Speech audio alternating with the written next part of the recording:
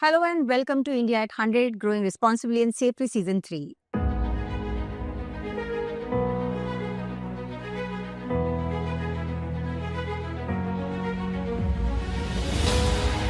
Now let's turn to something that adds beauty at ground level, the carpets in Lok Sabha and Rajya Sabha. Each one was hand-knitted by artisans over the country, using designs rooted in the Indian identity. Let's hear from Mr. Sibin Matthew from Jaipur Rugs to understand how it all came together. Welcome Sibin, welcome to the show. So Sibin ji, just tell me one thing. जब आपकी team ने लोकसभा और राज्यसभा के लिए जो hand-knitted carpets बनाए, उनमें आपने कैसे ये इंश्योर किया कि वो इंडियन हेरिटेज को रिप्रेजेंट करें? तो एक्चुअल में सबसे पहले शुरुआत में हमारे पास वो प्रोजेक्ट की डिटेल्स आई कि इस तरीके के रग्स की रिक्वायरमेंट है। वहाँ से हमारे पास वो आया कि ये कुछ पर्टिकुलर डिज़ाइंस है जिसके ऊपर हमको कस्टम रग्स बनाने थे। तो उसके प्रॉपर तरीके से डिज़ाइनिंग टीम, सेल्स टीम सब ने बैठ के प्रॉपर अलग-अलग डिज़ाइंस पे फाइनल हुआ कि ये इस तरीके के होंगे। फिर उसके बाद हमने एक कैड हमने आगे अपनी टाटा टीम को सबमिट करा कि ये जो कैड्स हैं, जो डिज़ाइंस थे, ये कुछ इस तरीके से दिखेंगे। फिर जैसे ही वहाँ से अप्रूवल आया, वहाँ उसके बाद जो पूरा प्रोडक्शन प्रोसेस स्टार्ट हुआ, यार्न का प्रोक्योरमेंट से लेके डिज़ाइनिंग टीम ने उसको जैसे किस तरह डाई करना था। फिर उस कैड का प्रॉपर एक मैप बना जो आगे जाके आर्टिजन्स को मिला। फिर उन्होंने किस तरीके से उस पे पूरे काम करके फिर वहाँ से आर्टिजन्स के फिर फिनिशिंग प्रोसेस होना। फिर वहाँ से होने के बाद जो टाइम दिया गया था टाइमलाइन पे प्रॉपर उस तरीके से जो डिलीवर हुआ, उस तरह का ये पूरा प्रोसेस रहा था अपना। तो हमने जो डिज़ाइंस थे वो हमारे थोड़े ट्रेडिशनल डिज़ाइंस लिए थे, क्योंकि हम इस पे जैसे हमको पता लगा कि हिस्टोरिक है पूरा।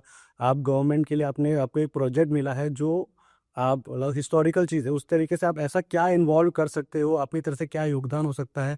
तो ट्रेडिशनल चीज़ों में जैसे हमने फ्लावर्स यूज़ करे, ट्रेडिशनल मोटिव्स थे, उनका था कि मतलब किस तरीके से लोटस हैं, बहुत बार हम देखा है, लोटस भी हमने उस तरीके से इस्तेमाल करा है यहाँ पे। आपने बहुत से रग्स के अंदर वो पैटर्न वो एक सिंबलाइज़ करता है कि मतलब किस तरीके से आप अपने जो ग्रास रूट के जो आपके लेवल्स हैं, आपके जो आपने फ्लावर्स हो गए, आपके traditional patterns, which is like कि आजकल थोड़ा मॉडर्न टाइम में थोड़ा शिफ्ट हो रहा है, but we wanted to keep that कि with for which like Jaipur rugs अपना बेटर दे सकता है इंडिया के लिए। उस तरीके से पूरा इंस्पिरेशन लिया था कि ताकि हिस्टोरिक थिंग्स और कीपिंग ट्रेडिशनल थिंग्स दोनों को कंबाइन करके क्या बेटर बना सकते हैं। That's amazing Sibin ji.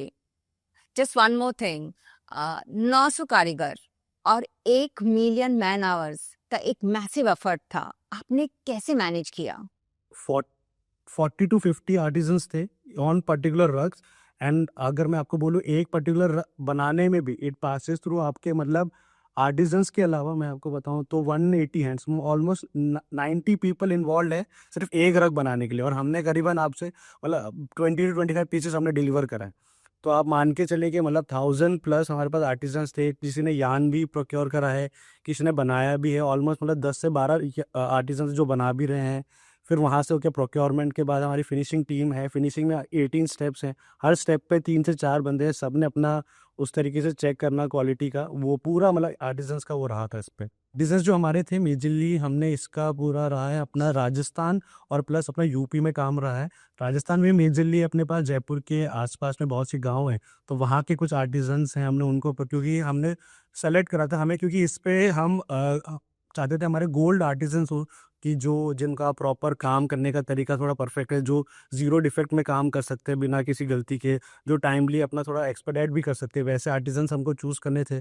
तो उसके लिए हमने कुछ जयपुर के हमारे कुछ आर्टिजन्स थे, कुछ हमारे यूपी मिर्ज़ापुर के कुछ आर्टिजन्स थे। तो उन सबको हमने एक बार सबको बुलाया, स्टार्टिंग में उनको इन्वॉल्व करा कि इस तरीके का प्रोजेक्ट है, आपको अपना पूरा 100% देना है इस तरीके। तो मेजरली आप मान के चलें कि अपना ये वो आर्टिजन्स हैं जो कि जयपुर रग्स में थोड़े गोल्ड आर्टिजन्स कह सकते हैं, जो कि शुरुआत से ही ज़ीरो डिफेक्ट वीविंग कर रहे हैं कारपेट पे। एक ऐसे हिस्टोरिक प्रोजेक्ट में कंट्रीब्यूट करना जो भारत की हेरिटेज और प्रोग्रेस दोनों का प्रतीक है, आप और आपकी टीम के लिए कैसा एक्सपीरियंस रहा?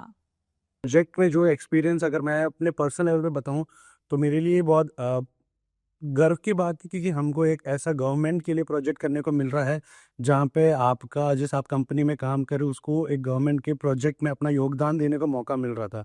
तो उस तरीके से एक आज तक जब आप एक नॉर्मल एंड कस्टमर से आप डील कर रहे हो, आर्किटेक्ट से डील कर रहे हो, वहीं पे आपको अपने देश के जो एक बड़े पार्लियामेंट जैसे प्रोजेक्ट में आपको अपना योगदान देने को मिल रहा है, जहाँ पे आप उन डिज़ाइंस पे बात कर रहे हो जो कि जहाँ पे बैठ के बहुत सारे स्पीकर्स सब उस वहाँ पे उसको मतलब उस पे चलेंगे, उस पे यूज़ होगा उसका पूरा। उसके उस प्रोजेक्ट में किस तरीके से अपना योगदान मैं छोटे से लेके मतलब जो भी कुछ भी योगदान अपनी तरफ से हो सकता है, वो जब करने को मिला तो इट वुड बी लाइक एक प्राइड था, मतलब प्राउड फील हुआ था मेरे को। Thank you, Mr. Matthew. The effort behind each of those pieces truly reflects the scale of the project. And finally, we move to the unique metal installations across the parliament, like the Nakshatra ceilings and the courtyard panels, designed and built by Chintuji and his team from Baroda. Namaste, Chintuji. नए संसद भवन जैसे प्रतिष्ठित project पर काम करते समय आपकी टीम की सबसे बड़ी चुनौती क्या थी? 21 मीटर की हाइट पे ये स्लैंट में काम करना था और टोटल 335 पैनल्स से पूरा ये सिलिक बनने वाला था। तो इसका जो डिजाइनिंग था, हमको बहुत जरूरी था कि डिजाइनिंग को सबसे पहले हमारे माइंड में बिठाए। तो तीनों टीम के बीच में हमको जो तालमेल रखना था, छोटे छोटे आर्टिकल्स बहुत है उसके अंदर, काफी सारे इफेक्ट्स हमने अंदर किए हुए हैं और बेसिकली ये 3 लेयर पे बना है। तो टोटल 335 पैनल्स को मिला के ये पूरा ब्रह्मांड का जो थीम है ये बनने वाला था। और एक भी पैनल ऐसा नहीं था कि कॉपी पेस्ट के ये पैनल कोई और जगह पे भी आ सकता है, कोई दूसरा पैनल इधर शिफ्ट हो सकता है। तो एक भी मिस्टेक अगर हमसे वो रह जाती है हमारी टीम से, तो वो इंस्टॉलेशन में वो चीज फिर जा सकती है। और इसके अंदर टोटल 3 लेयर में ये ब्रास का सीलिंग बना है। 12 mm का यूज पे जिसको हमने पीस बनाया है, उसके ऊपर 3 mm ब्रास के 2 लेयर्स लगे हुए हैं। और हर एक ब्रास के अंदर भी हमने डिटेलिंग काफी सारा किया है कि उसमें एचिंग वर्क भी आया है, ग्रूविंग वर्क भी है उसके अंदर, एंटीक फिनिश भी है, हैमरिंग भी है, मिरर पॉलिश भी है, पीयू कोटिंग जैसी काफी सारी प्रोसेसेस जो ब्रास के ऊपर एप्लीकेबल हो सकती थी, वो सभी हमने उसके अंदर ट्राई किया है। और ब्रास सीलिंग के अंदर अप्रोक्स 16 टन ब्रास का यूज हुआ है।